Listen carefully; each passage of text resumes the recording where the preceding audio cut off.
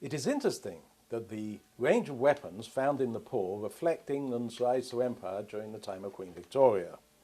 This can all be traced back to the Duke of Marlborough, John Churchill's defeat of the French at the Battle of Blenheim in 1704.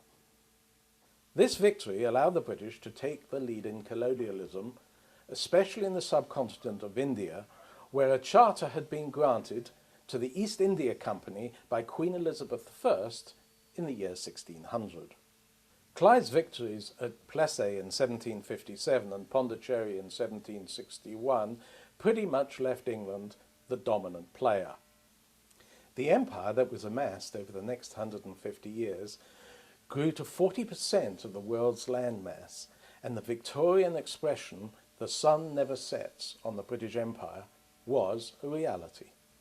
The amazing fact that such a small island, a quarter the size of Texas, could establish such an empire was by taking advantage of all new technologies and by welcoming new populations into the British family. Only the Americans lacked the foresight to take advantage of such an opportunity. Shortly after the Battle of Blenheim, in the Wars of the Spanish Succession, Britain standardized its military equipment.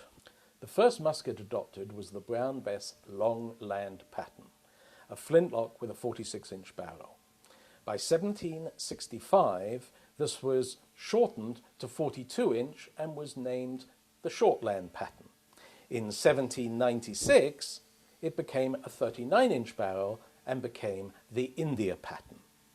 This third design had really been created by the East India Company in 1771, hence the reference to India. The flintlock musket was the gun with which we fought Napoleon and used at the Battle of Waterloo. The percussion system soon followed. In 1839, the British military adopted this new ignition system.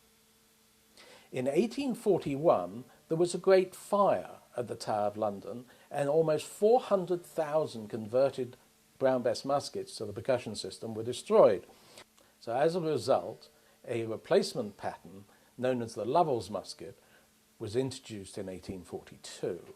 This musket was also smooth-bored and still had a 39-inch barrel. There had been experiments with rifled barrels, which gave far greater accuracy, as far back as the early 1800s with the Baker rifle, which was a flintlock. In 1837, the Brunswick rifle, which was a belted ball, two-groove barrel, was introduced with some success. Its accuracy was good, but the powder was so poor that reloading became very difficult. As a sign of prestige, these rifles were given to NCOs and junior officers who led companies of musketeers. Unfortunately, the poor quality of powder, which caused difficulties in reloading, tended to slow the rate of fire not only of the officer but his entire company who were keeping pace with him. This was solved in 1841 by issuing a Brunswick rifle in smoothbore, which of course was a retrograde step, just so the officer could keep up the rate of fire of about 4 to a minute of a musket company. By 1853, great improvements in powder quality had been established, and the first true rifled musket, called the P1853 three-band Enfield, was issued to all British regiments.